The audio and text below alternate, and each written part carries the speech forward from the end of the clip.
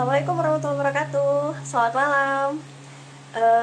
Di malam hari ini saya pengen nyanyi satu lagu yang viral sejak kemunculannya penyanyi ini di salah satu audisi bernyanyi di salah satu channel televisi. Lagunya Tio. Ternyata tuh lagunya bagus.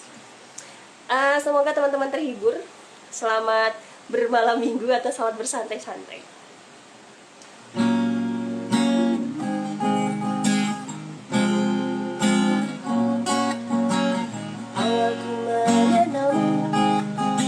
Bersita seluruh hatiku, oh indahnya dirimu, ku jatuh hati padamu.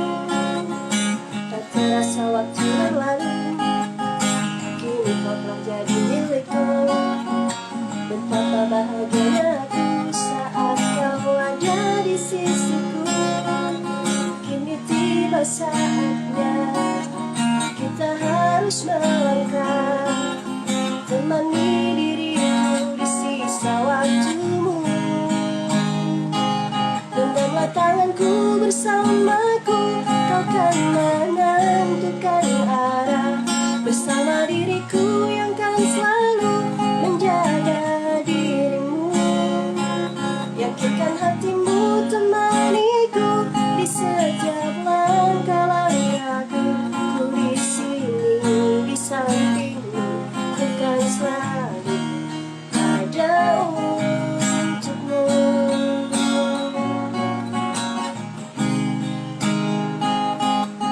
Kini tiba saatnya kita harus melangkah, temani diriku di sisa waktumu.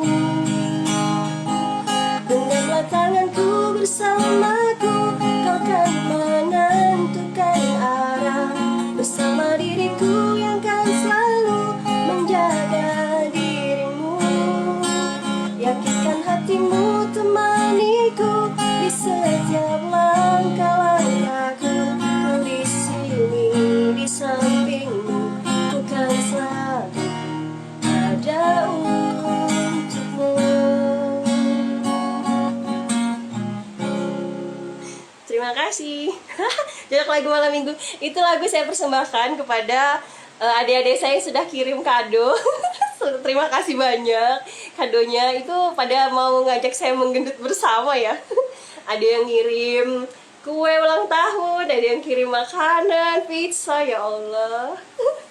Semoga kebaikannya dibalas sama Allah Subhanahu wa taala. Dan mohon doanya ya, semoga saya sehat, terus segala hal bisa tercapai gitu. Ya ada Mbak Erna, ada Kak Putu. Cocok nih lagu malam minggu. Iya, kan lagi jomblo. Ya begitulah tadi lagunya. Mudah-mudahan gak pada baper, karena lagunya emang bikin baper ya. Saya tuh baru dengar ternyata itu lagunya ini ya, apa namanya, viral sekali begitu. Dan ternyata lagunya asik banget gitu ceritanya. Teman-teman lagi nggak pada ada kesibukan gitu? Kalau saya ya beginilah, sedang tadi habis dari vaksin, terus apa ya, ada kayak itu loh, kebal-kebal gitu. Kamu tuh selamat ulang tahun. Iya, terima kasih kakak. Terima kasih kakak sudah membacakan puisi saya. Ya jadi habis imunisasi, habis vaksin tadi, pulang-pulang dari vaksin itu habis makan gitu ya, terus ngantuk banget. Padahal saya lagi nonton itu loh, lagi nonton YouTube-nya Pak Haji Roma. Terus ketiduran, terus habis itu terbangun, terus tangan itu rasa kebas-kebas gitu loh. Nggak tahu ya kalau kata Eka tuh apakah pasca imunisasi apa sih kah? Kalau itu kegiatan apa, kipip ya? Apa sih itulah pokoknya, jadi kayak kebal-kebal gitu di ini. Oke, nanti saya persembahkan lagu lagi. Selamat bermalam minggu. Saya pengen ngajak Kak Putu ngobrol. Ayo Kak, kita ngobrol ya Kak. Halo Mbak Erna nggak jalan-jalan gitu malam minggu? Ya itu kejadian ikutan pasca imunisasi. Tangan kakak tuh kayak kebal-kebal gitu loh, kayak ini banget gitu, kayak bukan bengkak sih, nggak bengkak sih, cuman kayak apa ya, kayak pegel-pegel gitulah pokoknya. Itu biasa ya. nggak tahu dah ininya.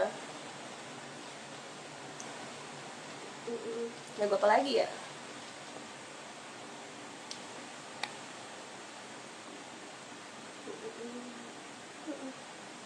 Ngomong-ngomong soal itu, ada ini siapa nih?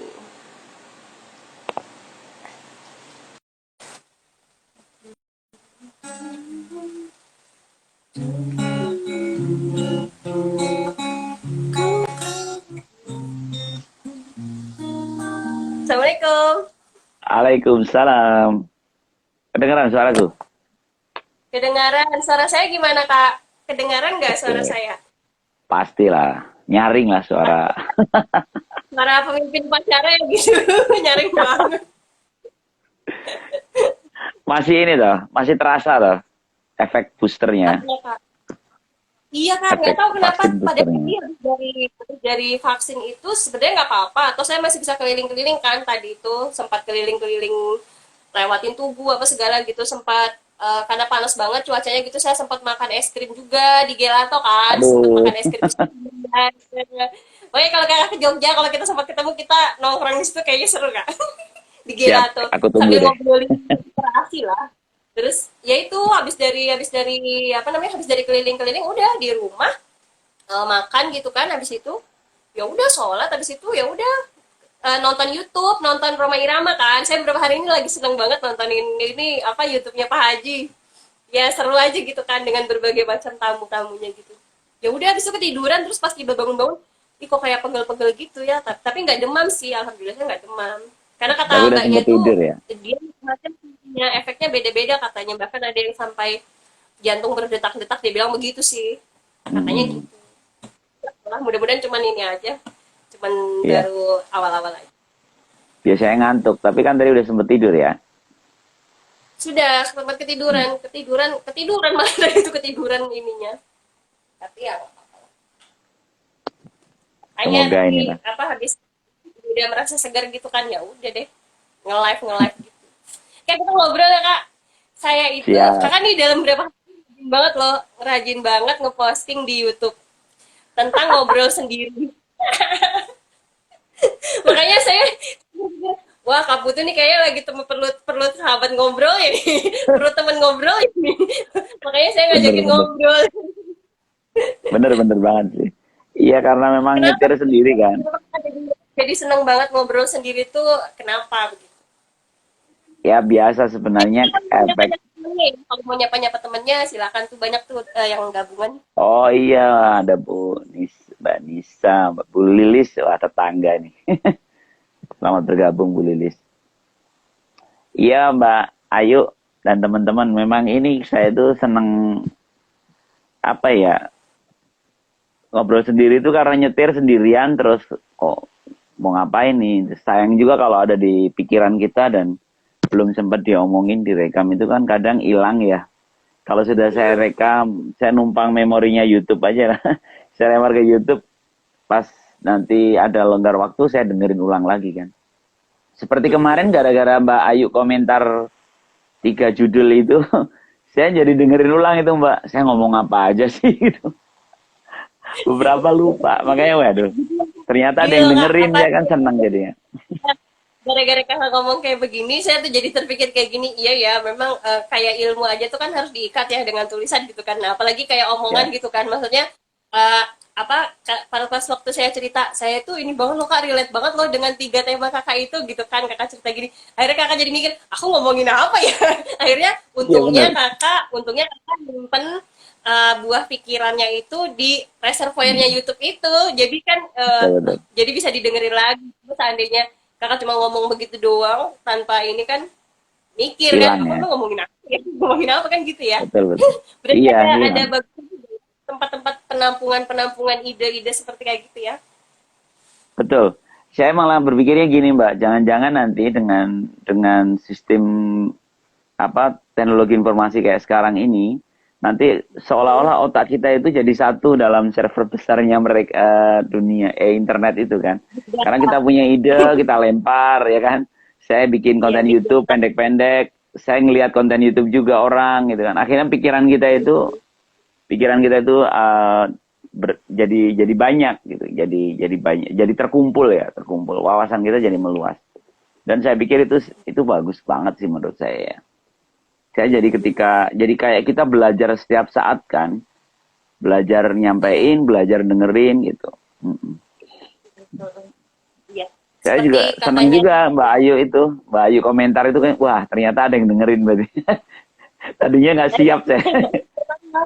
Pertama karena saya adalah subscribernya kan Nugroho Putu. Jadi Makasih. kan selalu dibunyikan tuh notifikasinya kan. Kayak misalkan kan saya tuh mensubscribe akun-akun channel YouTube itu banyak banget kan, banyak banget. Mm-mm. Dari apa? Dari yang ngaji-ngaji ada, terus dari yang lucu-lucu kayak stand up gitu tuh ada juga gitu. Terus grup tikus itu kalau setiap mereka punya Mm-mm. video klip baru saya pasti tahu, segera tahu gitu kan. Ya punya kakak juga ada gitu kan, sama Bang Hasan Asfahani juga saya ikut juga, saya nge-subscribe juga, jadi Puisi kalau ya. ada sesuatu yang makanya jadi ininya kalau pas ada yang baru, ih apa ini? Jadi penasaran kan gitu. Walaupun kadang-kadang oh tahu ya, oh ya udah ada ini nanti ya ditonton gitu, paling gitu. Nah nggak tahu kemarin itu saya pas kayaknya habis ngerjain tugas atau apa gitu ya, terus kakak ada ini nih, ada nge-share ini nih, ada nge-share di YouTube-nya nih, liatin lah. Oh ini anu ya, sebenarnya bahasan kakak itu sederhana sih, tapi menurut saya isinya dalam banget sih. Kalau menurut saya ya, ininya, wah kakak kalau nge-freeze ya, jaringannya Enggak, ini ya, enggak. Oh iya kayaknya. enggak? Oh Udah iya, ya, udah jalan lagi ya. Hmm. ya udah. Itu ada Bang Pradirwan ya, Pradiwan. Ya, Pak Ridwan yang Oh, kemarin kok kemarin langsung bikin postingan. Makasih Bang. iya, ini antara dua generasi ini mau berbicara lagi, mau ngobrol lagi. Kita mulai dari yang mana dulu Iya, Mbak Ayu? saya itu Kak, kan kemarin yang paling baru itu bukan yang paling baru sih, maksudnya yang baru-baru aja kakak angkat itu kan yang tema yang menurut saya menarik sih, itu yang menganyam kebaikan, anyaman Hmm. kebaikan itu yang saya minta videonya itu kan, yang saya minta videonya itu kalau nggak salah pendek banget ya kayak, kalau nggak salah itu yang pendek deh. Terus yang Hmm. video agak panjang sampai 15 menitan itu yang tentang perubahan itu, Iya, sama iya. yang sedekah, apa ya, yang sedekah apa ya, berbagi sedekah itu loh kak, itu kalau Iya, nggak salah kapan itu belum lama kayaknya juga itu. tadi, iya tadi pagi apa kemarin pagi gitu kan, pokoknya sebelum saya cerita sama kakak itu kan. Hmm. Nah menurut saya tiga tema itu menurut saya tuh kayaknya nyambung semua gitu. Antara perubahan terus nganyam kebaikan dengan sedekah itu, saya tuh sampai catat Hmm. loh. Nah, pertama saya mau ngebahas, iya, pertama saya mau ngebahas yang ngobrol tentang perubahan. Nah, ini relate banget. Kenapa? Karena pada hari ini saya juga mengalami satu perubahan dalam apa menghadapi satu momen momen berulang sih. Ya itu tadi Ya. kan, maksudnya saya ada perubahan di dalam apa di dalam konteks usia ya.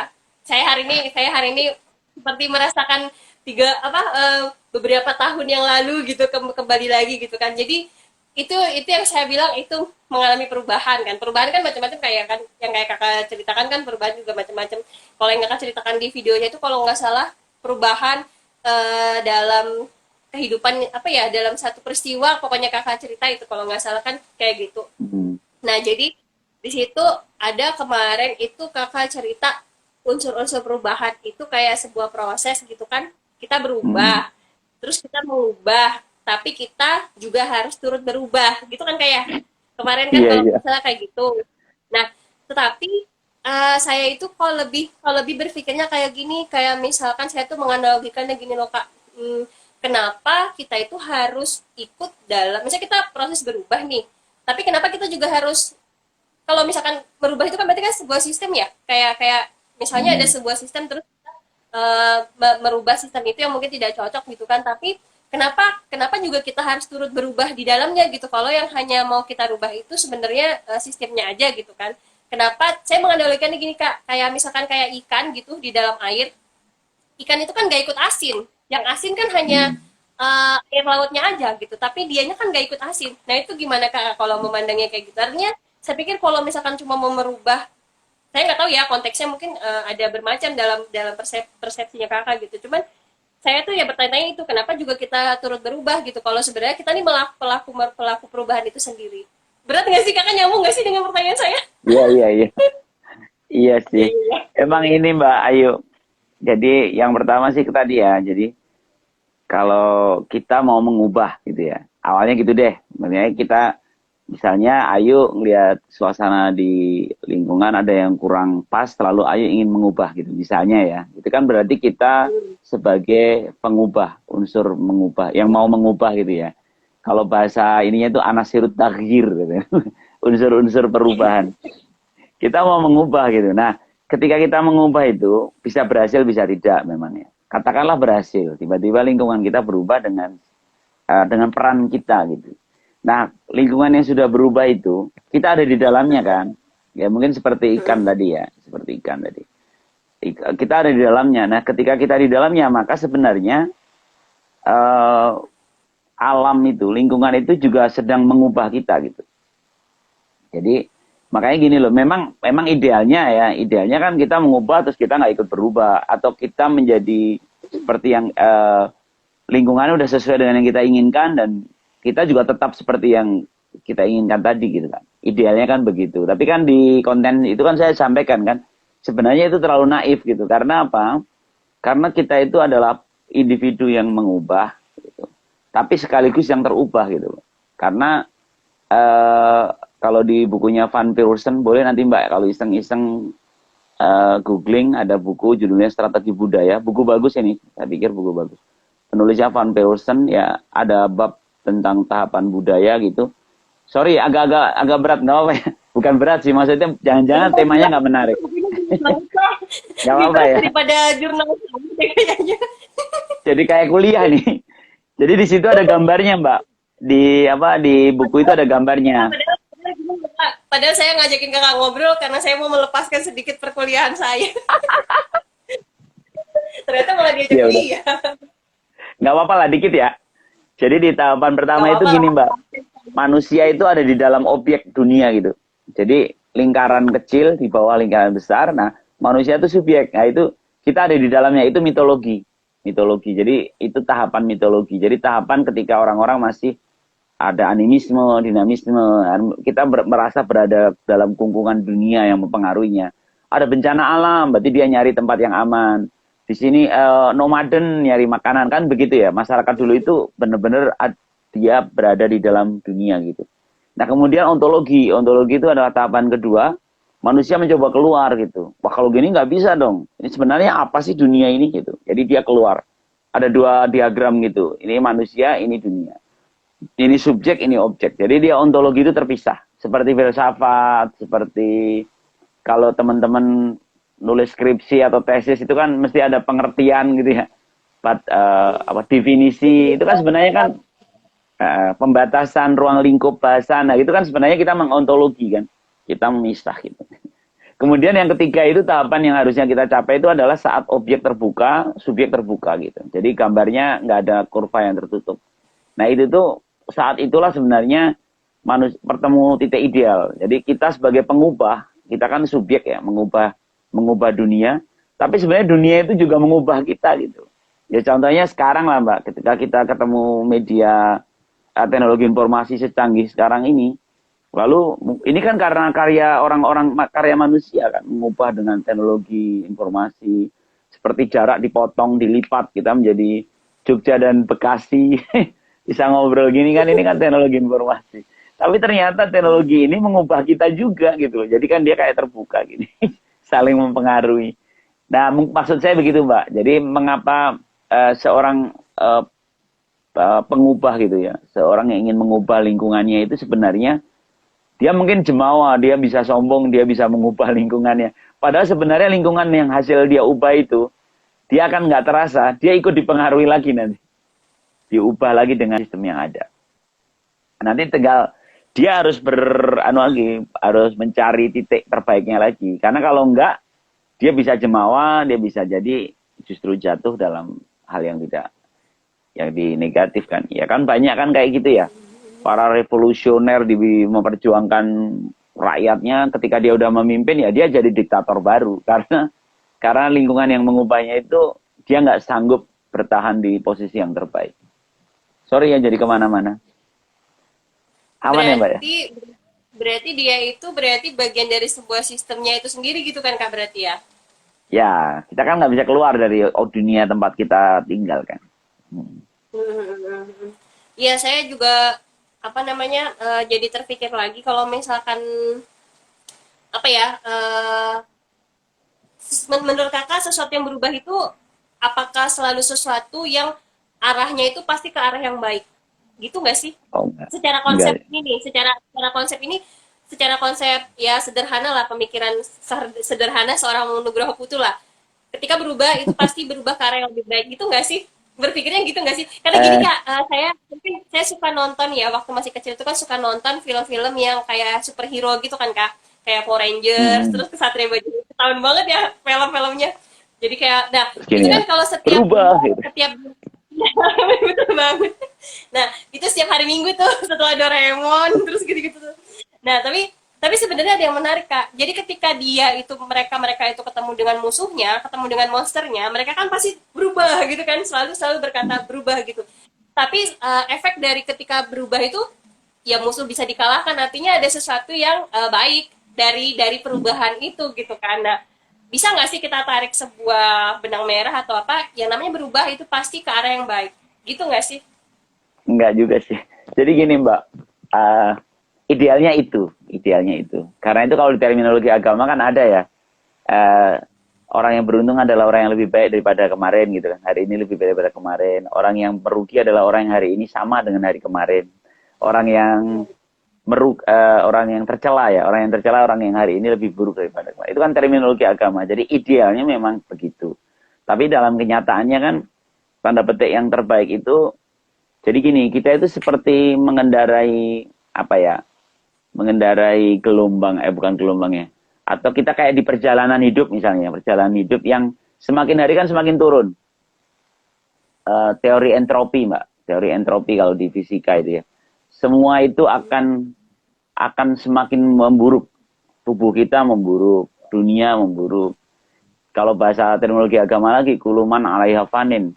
Yang ada di dunia maka rusak. Gitu. Jadi semua itu memburuk. Gitu. Jadi sebenarnya kita mengubah tadi idealnya ya, kita selalu ingin menjadi lebih baik tadi. Tapi kan kita sedang ada di dalam garis yang semakin memburuk gitu. Jadi sebenarnya itu yang belum tentu juga akan ideal seperti itu. Mungkin nanti akhirnya ketemu, ini saya juga masih pikirkan sih Mbak. Mungkin nanti konten berikutnya ini. Saya lagi ingin ngomongin tentang kesadaran gitu. Jadi nanti ternyata ujung-ujungnya itu adalah kebaikan itu adalah tetap sadar.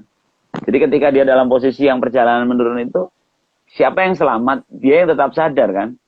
Dalam posisi mungkin suasana lebih buruk, bisa jadi ya. Mungkin ketemu di sistem sosial yang semakin lama semakin chaos misalnya. Tapi kan orang-orang yang tetap sadar ini kan yang selamat kan. Namun bahwa tetap sadar. Tapi itu berikutnya lah. Kayaknya mungkin akan bicara ke situ. Artinya sebenarnya kalau pertanyaan Mbak tadi, apakah akan selalu lebih baik? Maunya begitu. Maunya mengubah menjadi lebih baik. Tapi apakah akan menjadi lebih baik? Efeknya, hasilnya lebih baik? Nah, itu belum tentu ya. Karena yang kita kendarai pun, garis usia yang kita kendarai pun ternyata semakin lama semakin buruk. Jalanannya semakin, ya kan memang begitu kan. Tubuh kita yang saya naikin aja semakin buruk. Kacamata saya udah plus dan minus. Deket nggak lihat, jauh nggak lihat. Mbak, Mbak apa Mbak? Minus ya? Saya satu minus satu silinder. Ada silinder juga. Saya udah Iya, plus nggak minus, tahu Kak. jadi udah. Iya, jadi apa namanya? Jadi semua idealnya memang pengen ke arah yang lebih baik gitu Lebih kayak, baik. tapi Mm. ada batasan atau ini ya apa limit-limitnya gitu, nggak bisa ini juga gitu. Ya sih, saya pernah dengar ceramahnya salah satu ustadz gitu ya di TV gitu kan, eh, tentang ketika seseorang berubah itu utamanya dalam waktu itu sih beliau bercerita tentang dalam konteks keimanan gitu. Jadi ada seseorang yang berubah keimanannya gitu kan. Tetapi tidak mau, tidak bukan bukan tidak mau sih sebenarnya, mungkin jadi seolah-olah ketika dia sudah yakin berubah keimanan maka dia dipagari oleh komitmen gitu, sebuah sebuah komitmen di dalamnya gitu. Jadi ketika kamu berubah, ya kamu harus mau melakukan ini, harus mau melakukan itu yang sesuai dengan aturan-aturannya. Itu memang strukturnya perubahan atau gimana sih Kak? Iya, ini sekarang jadi akhirnya bicara tentang cara ya Mbak ya. Cara berubah kita itu seperti apa.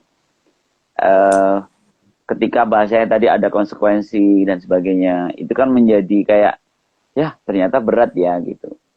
Eh, Sebenarnya gini Mbak, kenyamanan itu menjadi tetap pintu cara kita berubah. Kalau menurut saya ya. Jadi sebenarnya saya masih meyakini bahwa kebaikan itu, ini nyambung sama materi yang kedua. Materi Mbak yang mau Nyamannya tanyakan kan. Kebaikan ini tuh mau nyaman diangkat. gitu. Iya, makasih Mbak, luar biasa. Emang moderator yang canggih kok Mbak Ayu. Emang robot canggih. Karena gitu memang. Jadi ketika kita bicara mau berubah, ya kan? Terus kalau bahasa tadi kan ada konsekuensinya saat berubah, itu kan kesannya serem ya. Wah, kalau gitu berat ya. Jadi berubah itu berat, jadi baik itu berat ya gitu. Contoh misalnya, nggak apa-apa ini contohnya biar memprovokasi Mbak Ayu juga. Misalnya menikah gitu. Menikah gitu. Menikah itu kan sesuatu yang lebih baik tahapan berikutnya, tapi ada konsekuensi kan. Dan kalau kita membayangkan konsekuensinya, pasti ya gitu pusing gitu, seolah-olah berat gitu. Sementara padahal kebaikan itu adalah nyaman. Kalau saya termasuk saya memahaminya begitu. Jadi eh, cara berubah yang terbaik adalah saat kita kembali ke fitrah kita. Saat kita rajin bertanya tentang fitrah kita. Jadi contohnya misalnya gini, kalau eh, seorang yang sering nyontek misalnya. Oke, ini contoh anak-anak sekolah aja lah ya. Anak sekolah suka nyontek di kelas Juga gitu. dijadikan contoh. Aduh.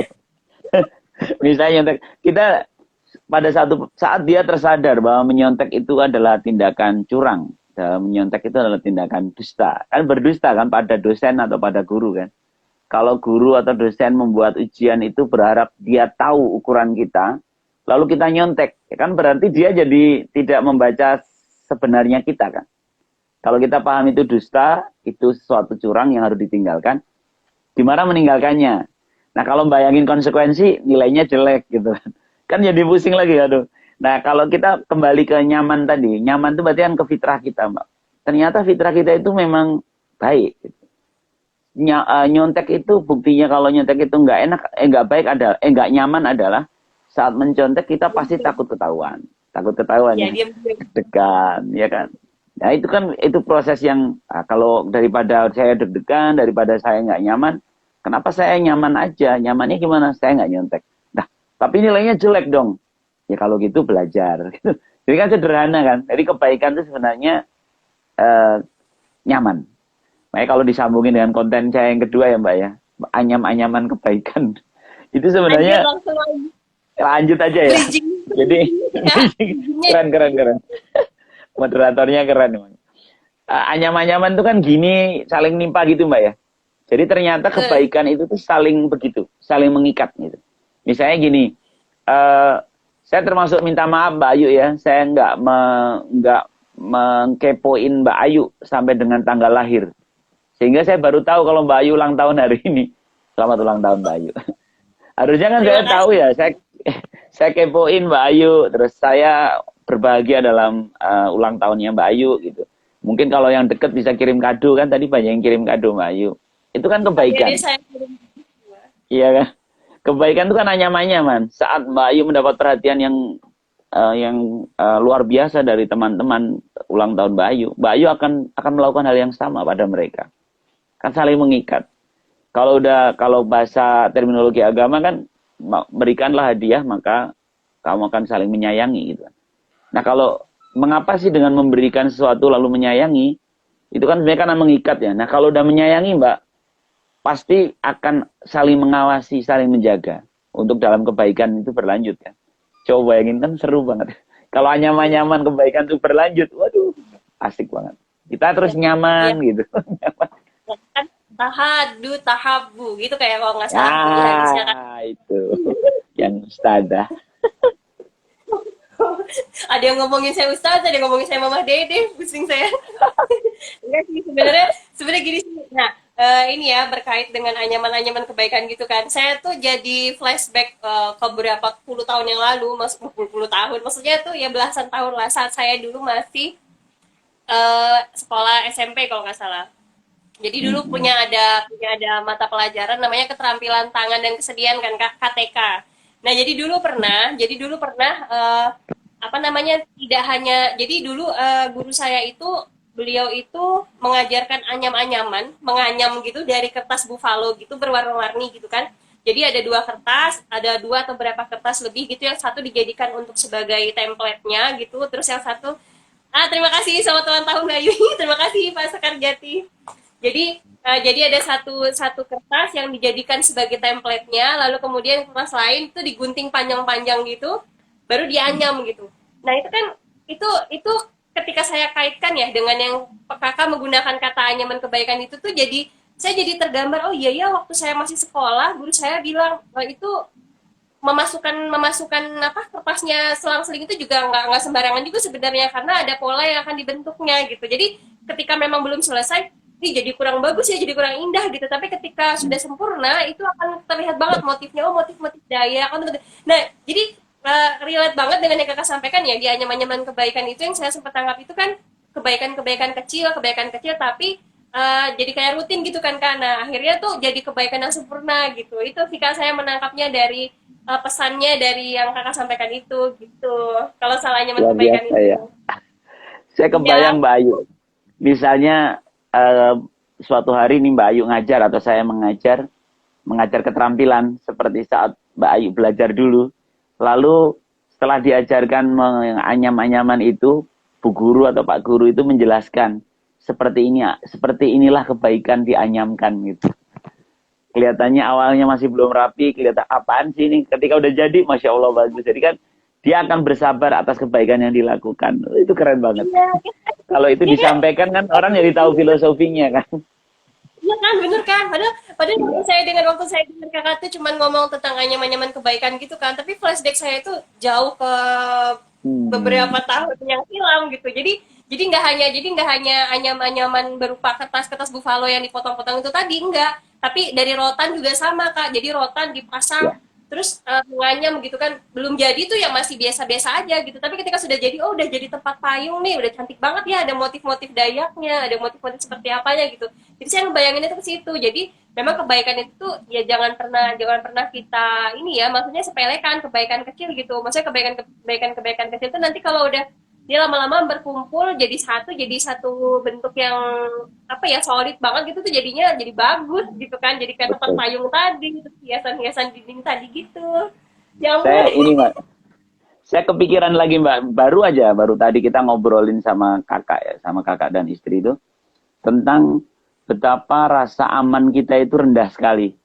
Jadi kita khawatir betul kalau lupa tutup pagar, kalau lupa tutup pintu. Memang itu benar ya kita waspada. Tapi sebenarnya kan kita sudah terbelenggu di kepala kita oleh ketakutan atas keamanan kita gitu ya. Kita harus buru-buru ngunci pintu gitu-gitu. Coba bayangkan ketika anyam-anyaman kebaikan itu dilakukan secara merata di seluruh penduduk kota, terus kita saling semua menjaga kepercayaan, saling tahabu dari saling menyayangi gitu. Terus anyam-anyaman tuh utuh seluruh seluruh bangsa ini teranyam gitu ya, ketat gitu. Otomatis kan kita akan merasa aman kan. Kalau udah nyaman itu kan kita ngerasa aman. Masa ada sih yang mau nyuri gitu, masa ada kan gitu kan. Coba bayangkan kalau udah kayak gitu. Jangan-jangan kita itu nggak takut lagi ketinggalan kunci motor di motor, gantung, takut hilang gitu ya. Kita jalan ke masjid Ingat, nggak takut sandalnya hilang gitu. nah, saya teringat sesuatu kak. Jadi tadi kan saya habis Hmm. vaksin ya. Tadi kan saya vaksin di Geraha Sabah UGM kan. Nah terus setelah pulang Hmm. dari sana, saya kan karena saya baru pertama kali masuk ke dalam lingkungannya UGM yang itu kan, wih keren banget ya. Jadi saya foto-foto tuh, pengen foto yang ditulisannya itu Iya, kan.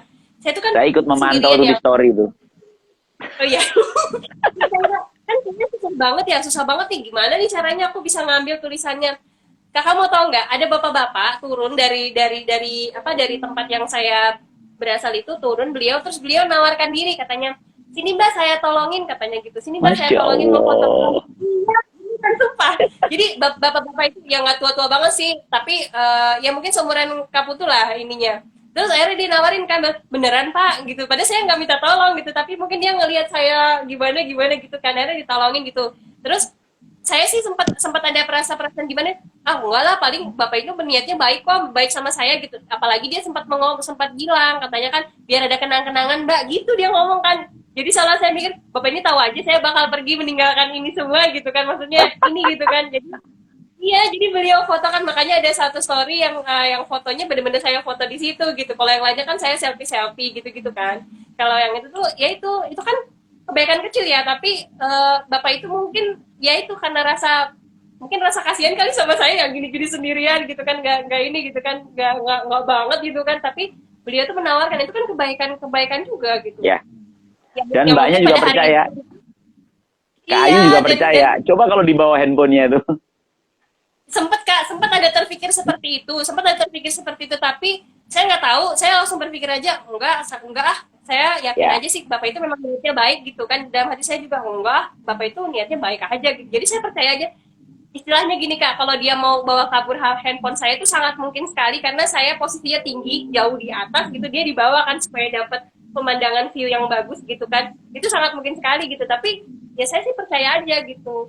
apa ya, apa ini Kak ya, orang kalau selalu pengen melakukan kebaikan tuh pasti ada jalan-jalannya aja kali, mungkin kayak gitu kali ya kayak kayak sip. kira-kira. Betul, betul. Jadi Iya, kan karena jalur-jalurnya kan emang udah ada, jadi orang tuh kalau melakukan kebaikan itu tuh ya nggak usah mikir, mungkin ya mungkin nggak bisa juga kali kalau nggak usah mikir, mungkin tetap berpikir apa ya, maksudnya tuh jalur-jalurnya tuh emang bakal ada aja gitu, iya, itu nggak sih Kak? betul.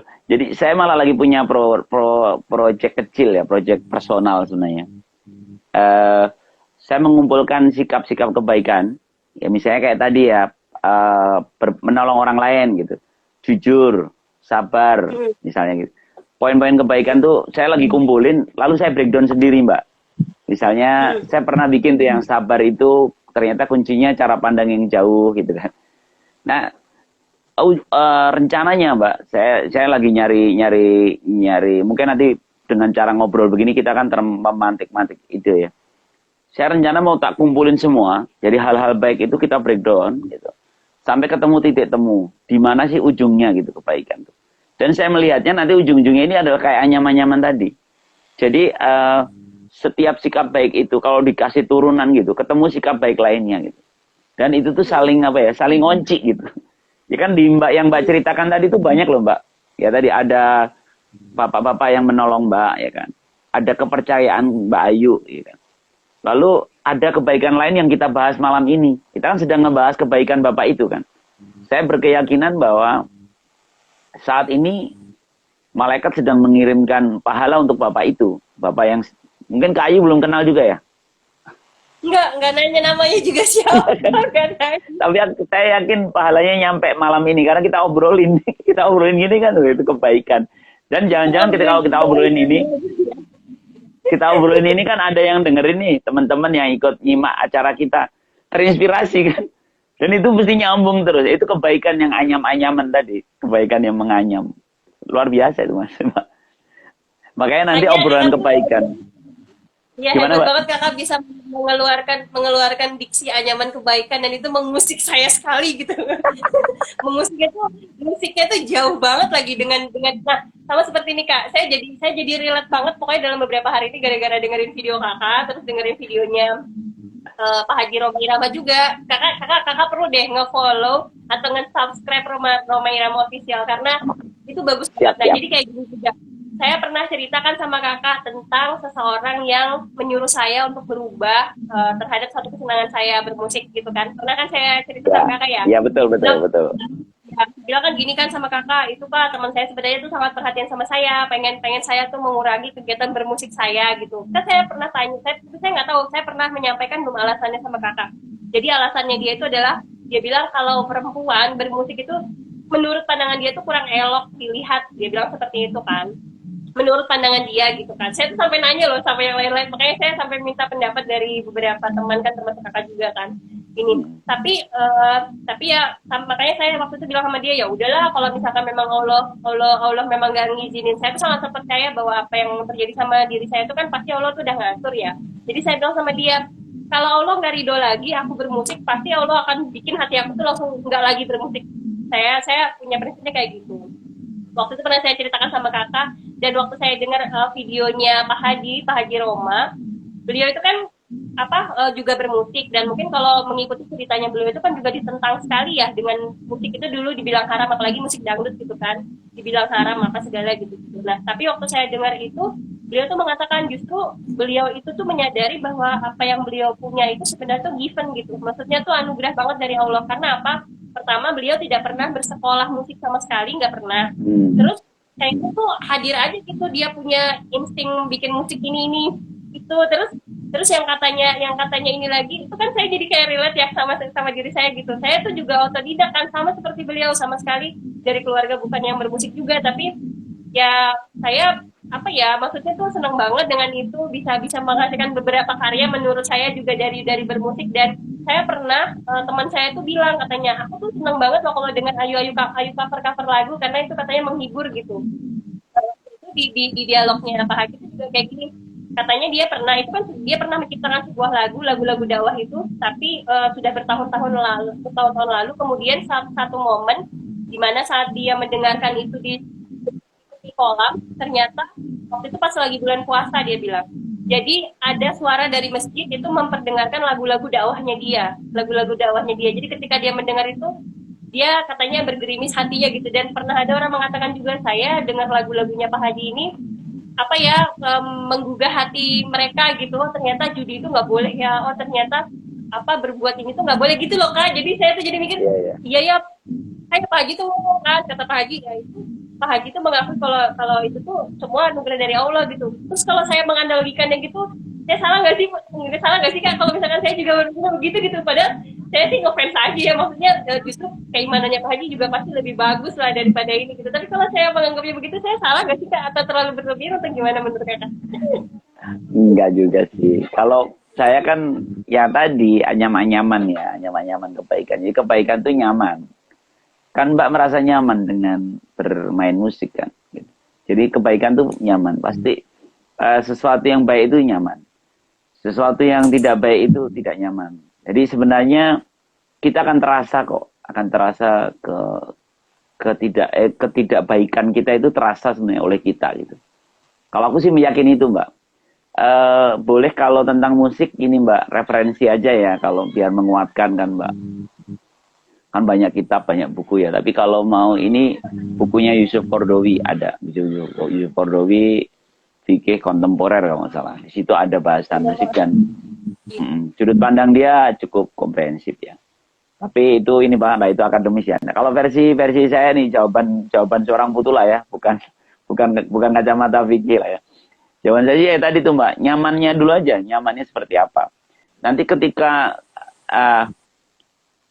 saya masih belum ketemu ya, tapi saya ketika mau menduga ketika nilai-nilai kebaikan itu nanti saya breakdown ke bawah gitu. Kayaknya ujung-ujungnya adalah keyakinan kita pada Tuhan. Kayak tadi kan Mbak ketika cerita bermusik kan, kalau misalnya saya nggak suka, kalau misalnya memang ini nggak boleh oleh dia gitu, oleh Allah, kenapa nggak saya dibuat nggak suka gitu kan? Gitu kan Mbak ya? Iya. Jadi sebenarnya kan ada percakapan intens dengan Tuhan gitu. Nah menurut saya itu sudah cukup menjadi tempat bersandar yang menarik lah. Jadi nanti ujung-ujungnya kebaikan tuh kayaknya arahnya ke situ. Arahnya tauhid juga gitu. Arahnya ke keimanan. Jadi udahlah PR sekarang yang penting nyaman dulu lah. Kebaikan nyaman, terus kita bikin enjoy dengan apa yang kita lakukan. Lalu orang-orang ya tadi contohnya ketika ada yang ngucapin selamat ulang tahun, ngasih kado, terus mbaknya juga seneng, saling berbagi, saling perhatian, nanyain kabar, itu sudah wow gitu. Bahkan kalau di konten saya kan ketika bilang anyaman kebaikan, bisa dimulai dari satpam yang bukain pagar gerbang komplek kita, atau satpam di depan kantor kita senyum, kita balas senyum, ya itu sudah luar biasa tuh, energinya udah bisa jadi sepanjang hari nanti kita nyaman. Kebayang kalau kita bikin itu di sepanjang hari, berapa sih yang bisa saya lakukan, berapa senyuman yang saya berikan, kebaikan yang saya tularkan, berapa kenyamanan yang, misalnya ada orang galau ya, kan wajah-wajah galau kelihatan Mbak ya. Mungkin ada Mbak Ayu ketika kuliah ketemu ada orang teman Selalu bernyanyi. oh, ya Mbak Ayu enggak. Misalnya Mbak Ayu ketemu yang galau terus Mbak Ayu bisa membuat dia gitu. Makasih ya Kak Ayu ya, ketemu Kak Ayu kan jadi seneng misalnya gitu ya. Wah, ini ada Mas Rias. Selamat datang Mas. Ini banyak teman saya tuh main gabung nih. Mas Tiono Iya nih Godong tuh. tetap ini petinggi kampung di lereng Merbabu. Waduh, Mbak Septi. Wajar, wajar sih teman-temannya kakak saya kan kakak generasinya di atas saya, temannya lebih banyak. Bilang aja saya tua, Mbak. Gitu, Mbak. Nyaman-nyaman. Yang penting nyaman lah. Iya sih kak, makanya nggak kenapa saya tuh jadi mempertanyakan itu karena ya itu tadi kak apa namanya saya sih meyakini karena saya kenal kenal dia secara pribadi gitu kan maksudnya tidak sama sekali tidak berpikir kalau dia itu apa namanya punya punya niat yang buruk sama sekali nggak berpikir begitu sih cuman jadi kayak ini aja sih di saya gitu jadi saya khawatir diri saya justru tidak seumpamanya itu dianggap sebuah hidayah gitu ya saya khawatir diri saya malah menutup hidayah itu sendiri gitu loh kan ngerti kan kak maksudnya Ya, saya paham. khawatir saya yang saya membangun tembok yang sebenarnya mungkin itu bisa jadi sesuatu yang baik tapi saya menutupnya gitu makanya saya kan tipenya kan saya tipenya orang yang sangat berpikir gitu maksudnya sangat menimbang-nimbang sesuatu jadi saya pernah dalam satu pilihan gitu pilih siapa ya maksudnya antara A sama B jadi sampai saya tulis kak si A ini kelebihannya ini sampai saya tulis iya si B ini kekurangannya apa gitu dasar ya orang matematis gitu ya dihitung gitu kan Analisa gitu SWOT ya. Analisa SWOT ya, Mbak.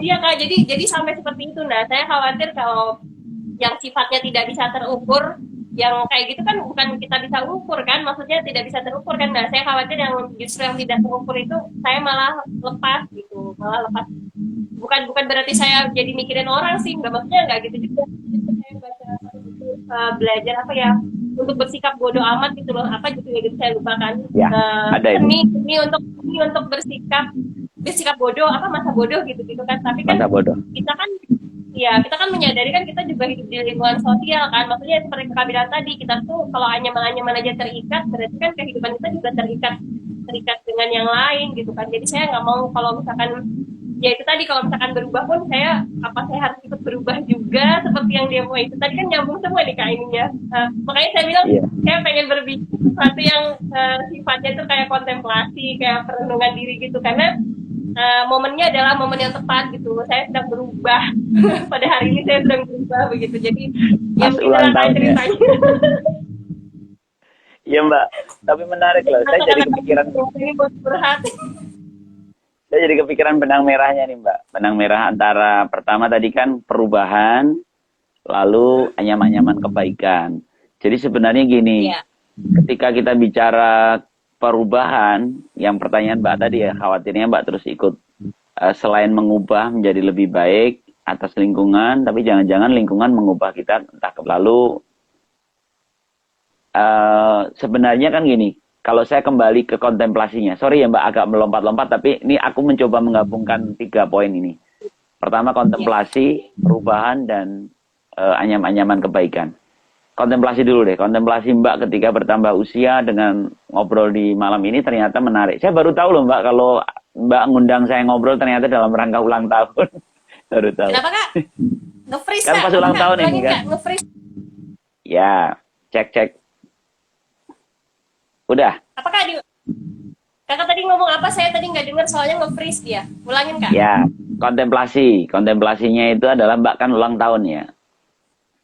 Pas. ya Nah, kontemplasi itu gini Mbak. Saya pakai terminologi agama deh. Terminologi agama dulu itu ada satu ayat yang wa fi asharihim yastaghfirun gitu. Dan ketika orang-orang yang baik itu adalah orang-orang yang di saat-saat subuh itu, dini hari itu dia istighfar gitu. Dia mohon ampun gitu. Mengapa menggunakan kata mohon ampun? Kan ini kesadaran atas kesalahan kan.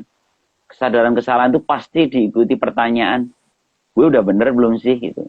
Dan saya tadi mendengar kalimat ini berkali-kali dari Kak Ayu ketika menceritakan gini, menurut Kak Putu aku bener gak sih ya gitu kan. Itu sudah bener itu bagus. Jadi rajin menanyakan, gue udah bener belum ya. Itu karena kalau dibunyi ayatnya itu kan dari waktu subuh di dini hari kita mohon ampun. Berarti kan berulang-ulang.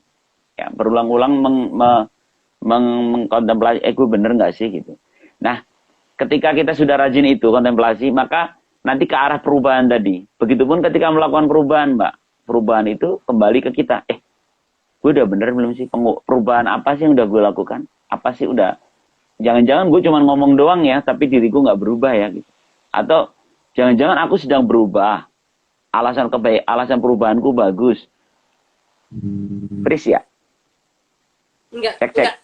Oh enggak, oke. Alasan perubahanku bagus. Tapi ternyata atmosfer yang ku buat itu, misalnya ya Mbak ya, perubahan lingkungan yang aku buat itu ternyata justru tidak membuat aku lebih baik. Atau orang lain sekitarku lebih baik. Ini hubungannya sama nyaman kebaikan. Jadi kebaikan itu mesti dipikirkan juga Mbak. Kira-kira dia akan menjadikan atmosfer kebaikan nggak?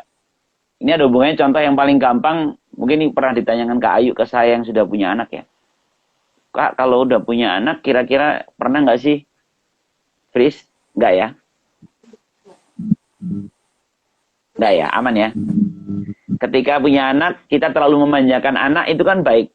Kita sayang pada anak kita itu baik. Tapi jangan-jangan sayang kita itu menjadikan anak tidak mandiri kan.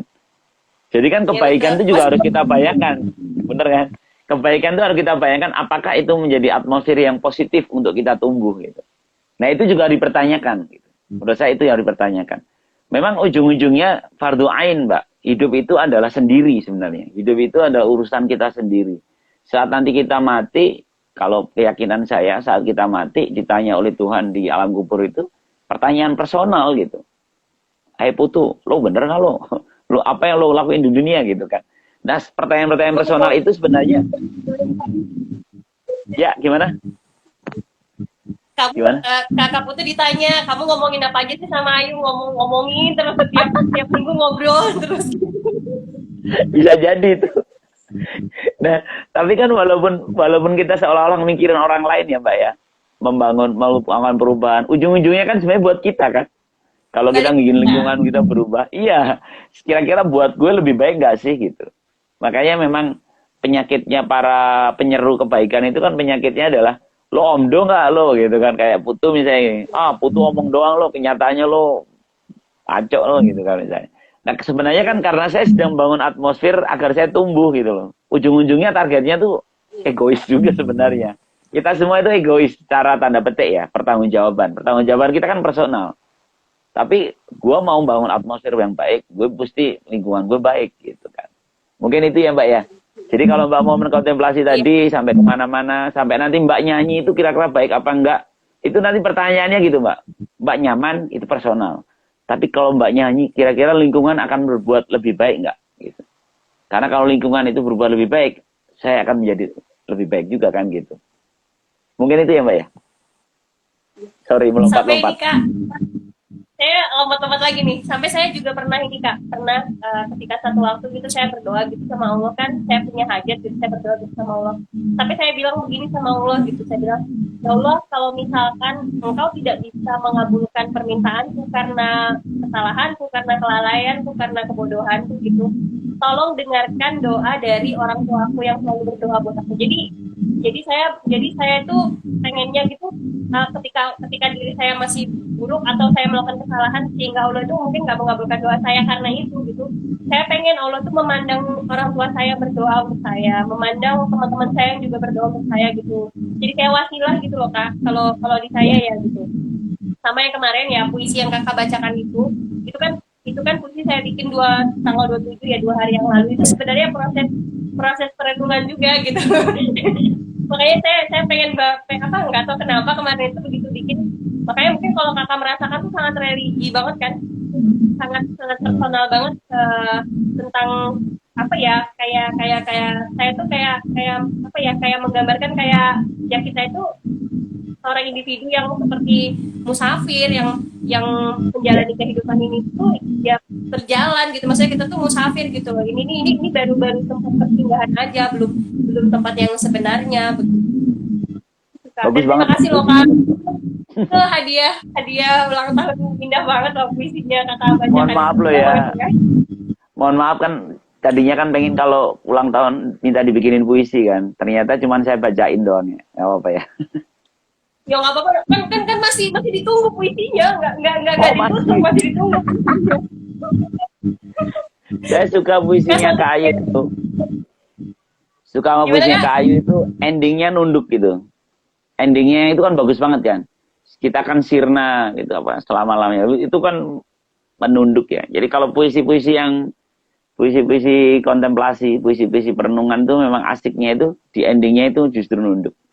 Kan kalau puisi kan kadang menunggu ledakan ya. Kalau ini justru malah tiarap gitu. Puisinya Kak Ayu kan bagus kan gitu kan. Mengingatkan kita akan eh, kembali ke dia gitu ya. Kita itu ya kembali ke dia. Ya Bagus itu itu bagus tadi banget. proses perenungan tadi. Jadi saya itu menanti tanggal momen ini tuh sudah berhari-hari sebelumnya tuh sudah berpikir gitu. Maksudnya bukan stres menghadapi apa, enggak seperti itu, tapi nggak tahu kenapa selalu berpikir ini Kak, karena nggak tahu kayak mungkin di lingkungan saya tuh menyadari gini loh Kak, saya itu bukan orang dalam kondisi yang baik-baik saja sebenarnya. Kalau kalau saya boleh jujur gitu, maksudnya saya ini bukan orang yang tidak seperti orang pada umumnya gitu. Saya ini ada sesuatu yang kakak tahu sendiri kan, maksudnya tentang kondisi saya gitu kan, dan dalam beberapa waktu belakangan itu tuh banyak saya dengar apa namanya orang-orang yang seperti saya itu tuh udah pada berpulang gitu loh Kak. Jadi saya nggak tahu ya apa itu. Saya kan selalu berdoanya gini kalau sama Allah tuh, berdoanya saya minta tolong dong, apa Allah tuh selalu selalu kasih saya ingat, sesuatu tuh dengan berbagai macam cara gitu. Jadi mungkin dengan teguran atau mungkin dengan apa gitu, dan saya tuh selalu membacanya seperti itu. Kenapa ya kok saya masih diberi ini ya, sedangkan yang itu tuh padahal orangnya sama loh kayak saya gitu, tapi kenapa Allah malah menjemput gitu loh Kak. Saya tuh jadi gimana gitu, bukan ini sih, nggak tahu ya, tapi makanya akhirnya jadi merenungin, akhirnya terciptalah puisi itu. Maksudnya tuh jadi menyadari kalau oh kita tuh pribadinya begitu gitu loh Kak. eh jadi Ya baru luar biasa. ya Terus kayak dapat gitu ucapan Kak. selamat ulang tahun tuh Mbak dari Mas Oh iya, Pradirwan. terus Radirwan.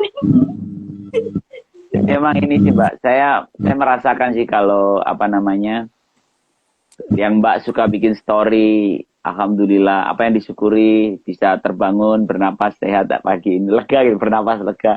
Itu tuh memang bentuk kesyukuran yang memang Mbak selalu rasakan ya karena posisi Mbak sakit itu ya. Dan iya memang bagus sih. Jadi ulang tahun ini luar biasa ya jadinya ya. Masih diberi kesempatan. Wah, ada lagi tuh siapa itu? Kak Tina Amabel.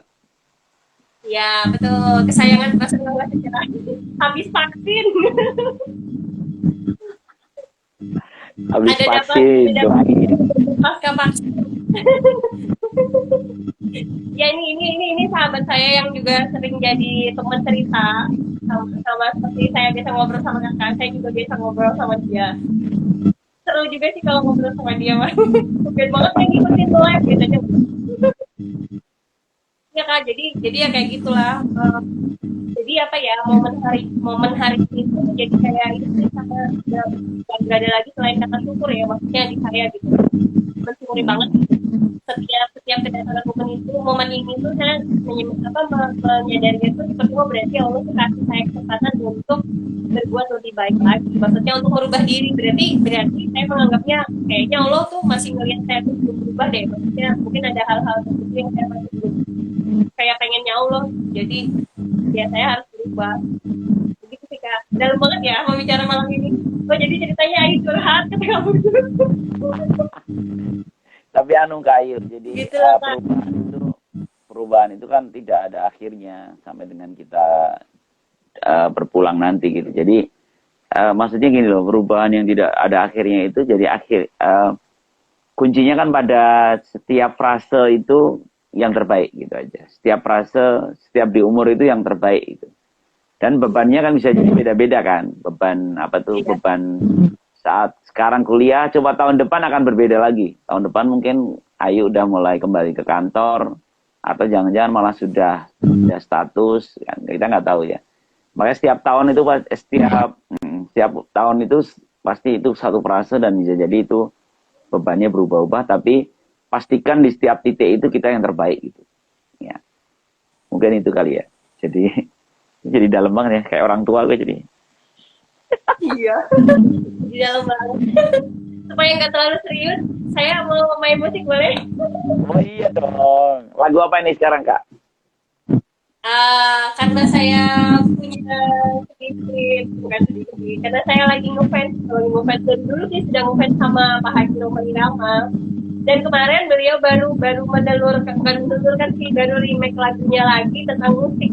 Jadi saya mau dangdutan dulu malam ini kayak. Oke. Nah, mudah-mudahan tidak lupa.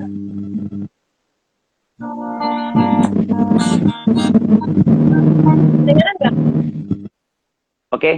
Kedengaran satu ya. Keren, keren. Satu lagu dari Pak Haji Roma Irama judulnya bicara soal musik.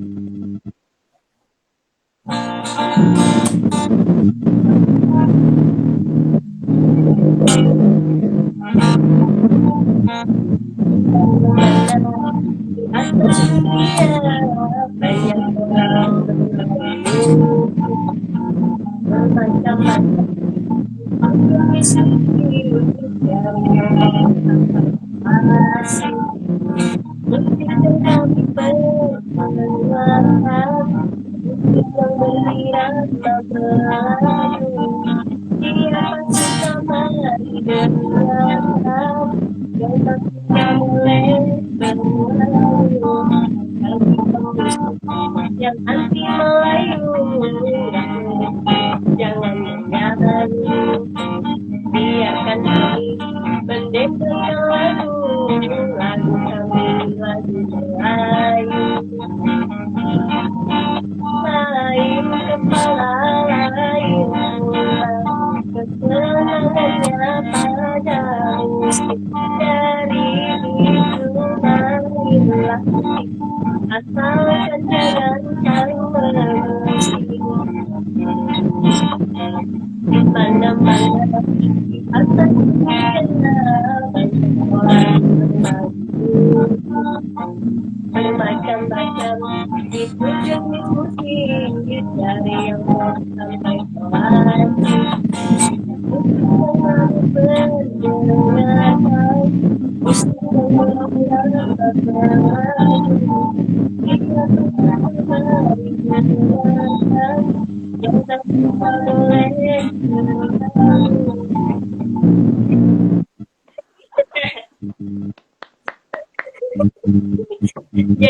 jadi itu salah satu lagunya Pak Haji Roma yang saya suka banget karena bicara tentang musik. Oh itu posisi mic-nya saya nggak pakai mic Pak, nggak kedengaran jelas ya tadi ya? Enggak, tadi ada yang Mbak ini nanya katanya kok suaranya pecah katanya. Oh Iya karena iya sih kalau handphone ya. iya mungkin karena jauh, tapi nggak apa-apa lah. Yang penting ada sedikit ini ya hiburannya. ini sebenarnya chapternya punya buku atau bukan sih Kak sebenarnya? Begitulah ya. Punya buku. Kan tadi ada obrolan puisinya belum tapi ya. Nyanyinya sudah, Ya, bukunya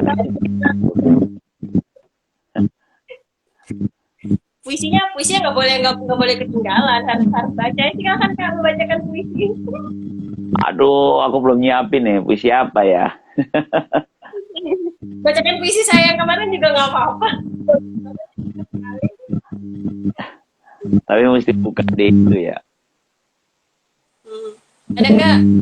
Teksnya nggak bakal nyiapin teks. Ini aku bener-bener niat ngobrol aja tadi. Oh iya, sudah nggak apa-apa. Oh iya Kak, ada satu buku yang menurut saya juga bagus nih, Atomic Habits. Kakak udah pernah baca belum? Oh ya. Udah pernah baca? Atomic Habits. Kan di dalam ini kan juga cerita tentang ini Kak, tentang perubahan kecil yang memberikan luar biasa, gitu kan? Maksudnya yang memberikan hasil luar biasa.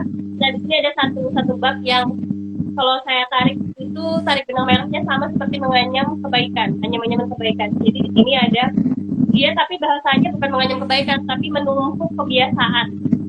Jadi kalau di buku sini bahasanya menumpuk kebiasaan. Kalau kita kan obrolannya menganyam kebaikan, tapi kayaknya ada satu benang merahnya gitu kan Kak, ada satu ada satu hal yang sama gitu. Jadi di sini dikasih tahu nih katanya resep menumbuh kebiasaan adalah setelah kebiasaan sekarang aku akan kebiasaan baru. Jadi kan hal-hal baik juga tuh. Misalnya nih setiap pagi setelah menyeduh kopi, aku akan meditasi barang beberapa menit, olahraga. Setelah melepas sepatu kerja, aku akan langsung berganti baju olahraga. Jadi relate sih kalau yang seperti kakak bilang tadi, kalau melakukan hal-hal kecil gitu kan, nanti dia akan saling mengikat gitu. Lama-lama kebiasaan-kebiasaan kecil-kecilnya itu nanti akan jadi satu ikatan yang kebiasaan yang bagus banget dan bisa merubah personal dia jadi lebih baik. Jadi bukunya memang bagus banget sih. Makanya sengaja saya bawa ini karena ada kaitan dengan yang kakak sampaikan tadi mengenai penyaman kebaikan gitu kan. Itulah ceritanya. Di bukunya juga ternyata. Tapi mungkin bahasannya jadi mengantarkannya mungkin berbeda bahasa kayak.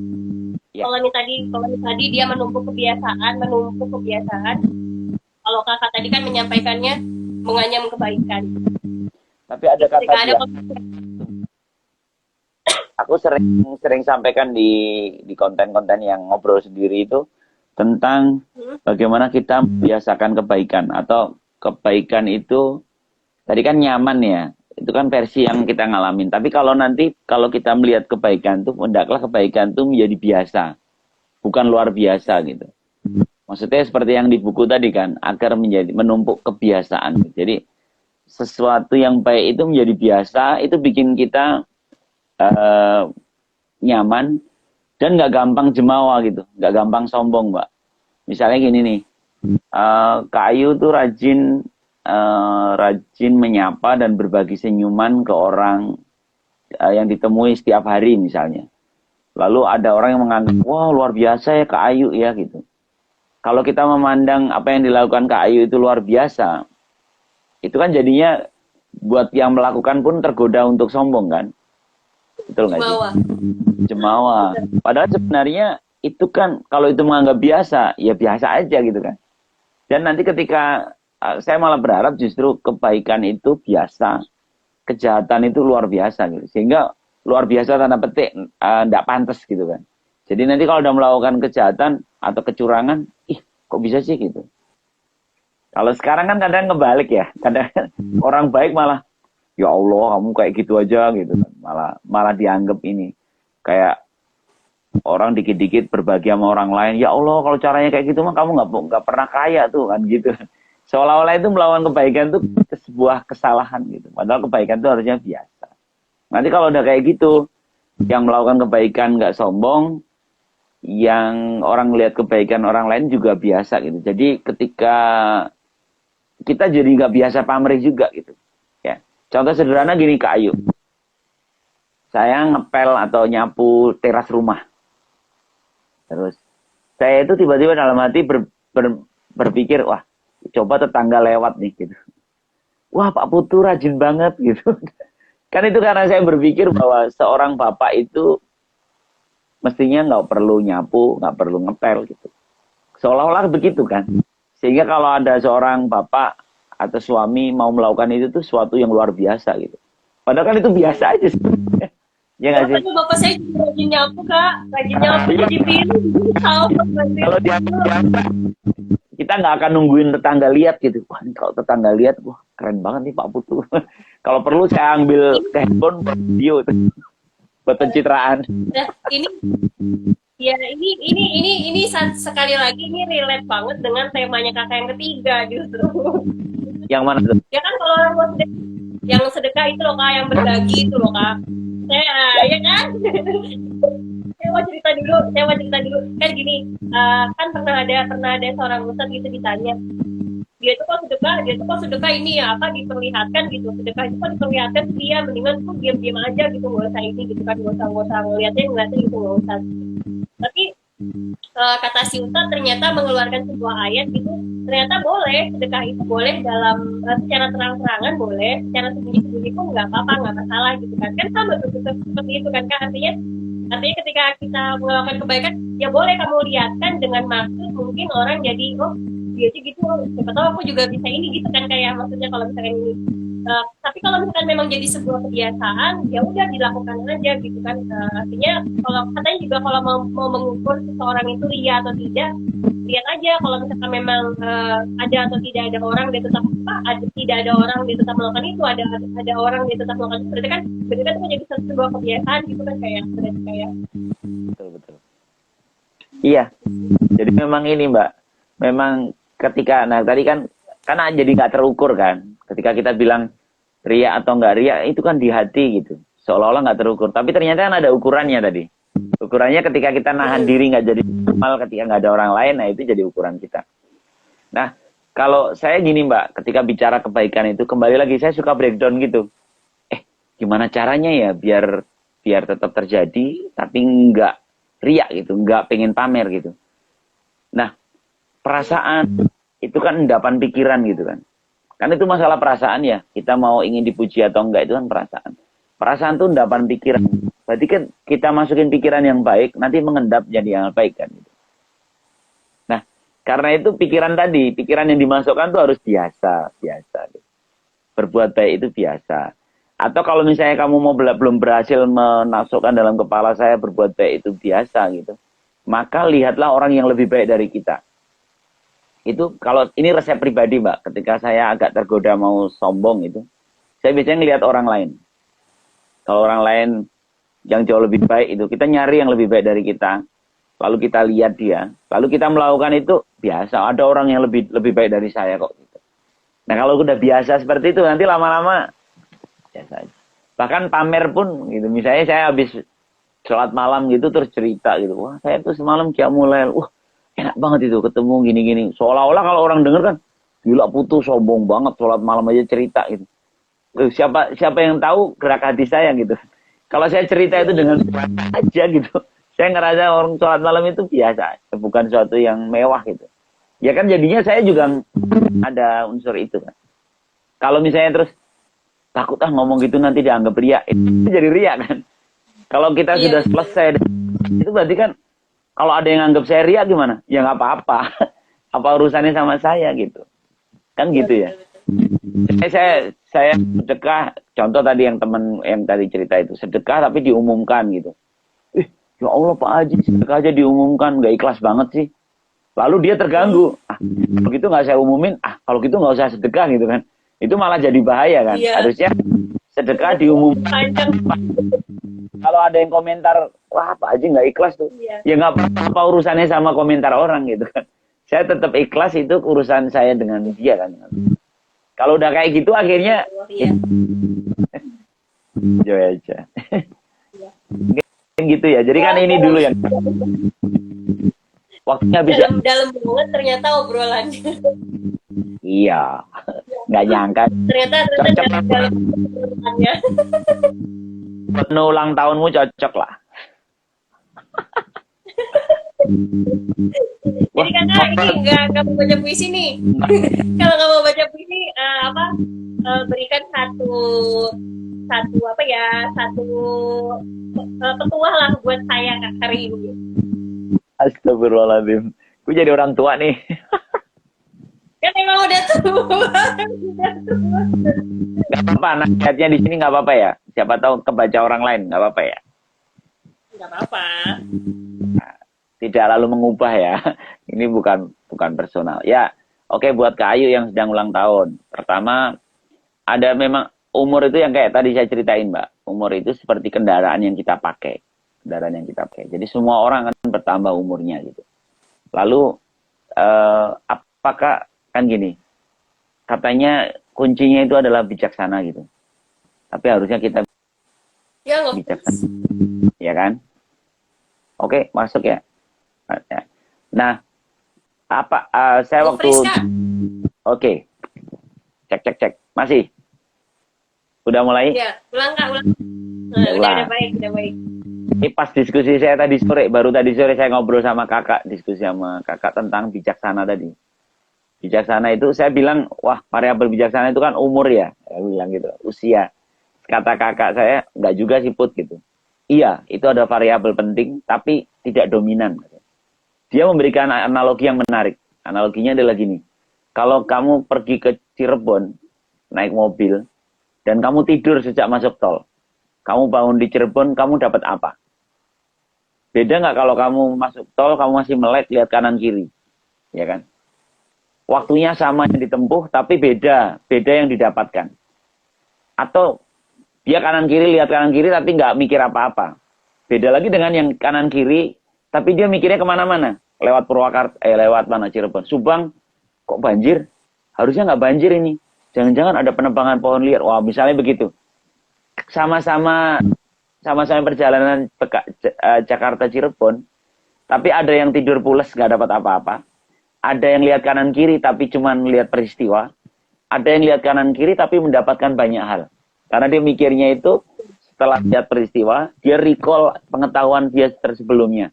Harusnya di sini nggak banjir, direksinya salah nih, siapa ya kontraktornya ya, akhirnya kemana-mana di sini.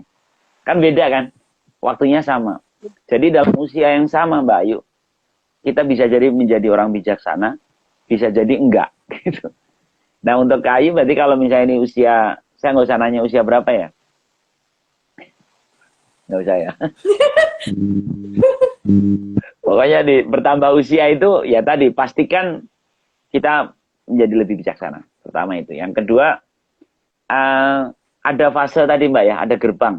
Kan Mbak Ayu belum menuju gerbang kehidupan yang sebenarnya, tanda petik. Kalau saya itu suka menganggap kehidupan sebenarnya itu setelah menikah gitu. Wah, seru kalau udah nikah itu. Karena belum, maka menurut saya yang Kak Ayu lakukan adalah, hai Kak Murni ninggalin jejak sih, Kak Murni. Udah mau kita selesai ya, udah baru datang ya. Sorry, kembali ke tadi, ketika nanti proses menuju ke jenjang berikutnya, dan saya pikir ini adalah Chris, enggak ya? Jenjang yang Kak Ayu tunggu-tunggu kan? Fase ini. Betul. Nah, ketika menuju itu, sambil menunggu, persiapkan. Karena di dalam tradisi kita nggak ada manasik pernikahan ya. Manasik haji ada itu. Semua haji pergi berapa hari aja kita diajarin rumusannya. Lihat sampai akhir ya. Kita nggak ada manasiknya gitu. Karena itu menurut saya saat yang sekarang, kalau Allah belum memberikan itu. Chris ya?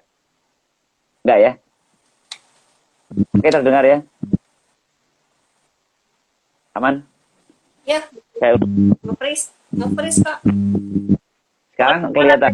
Tadi saya sempat nangkapnya Kakak saya disuruh belajar dulu lah ya, belajar tentang ilmu pernikahan itu. Belajar dulu. Sebenarnya kan. Betul.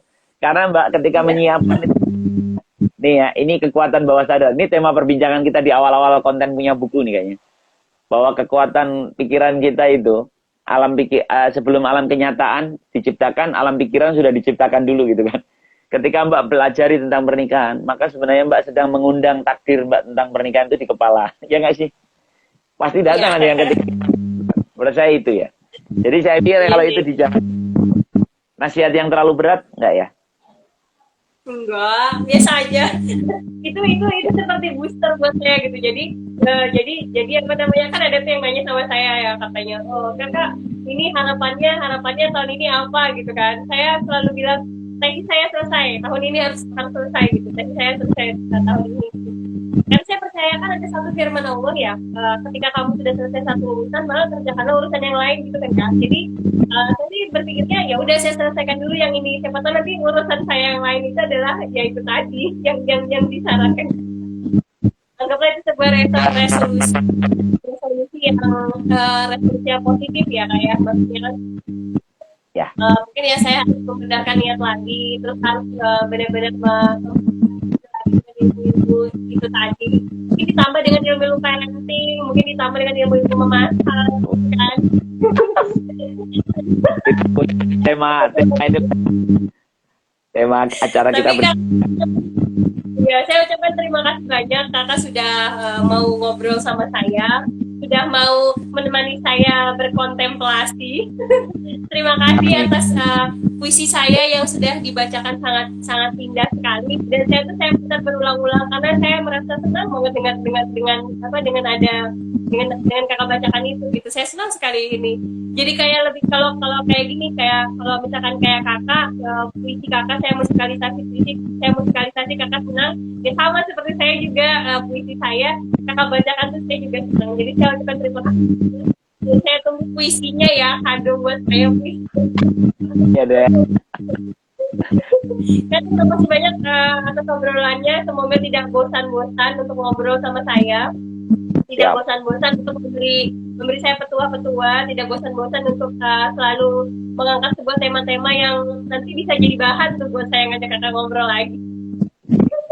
Terima kasih juga buat teman-teman yang sudah bergabung dari awal tadi ya, ada Eka, ada Tina, ada Rizka yang baru bergabung. Tadi ada Noval juga kayaknya, ada teman-teman kakak juga. Terima kasih banyak. Semoga sehat-sehat selalu. Terima kasih atas doa-doanya juga untuk saya. Mohon doakan semoga tes saya bisa lancar. Terima kasih Kak. Assalamualaikum. Waalaikumsalam warahmatullahi wabarakatuh. Terima kasih. Itu ya Kak. Iya.